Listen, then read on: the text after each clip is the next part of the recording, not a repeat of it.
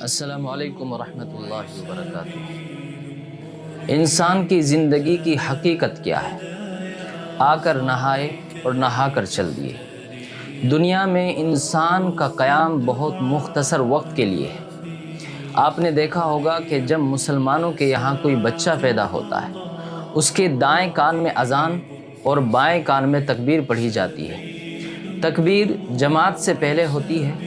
تکبیر اور جماعت میں مختصر سا وقفہ ہوتا ہے، اس لیے بچے کے کان میں اذان اور تکبیر پڑھ کر اس کو یہ بتایا جاتا ہے کہ تیرا دنیا میں قیام بہت مختصر وقت کے لیے ہے۔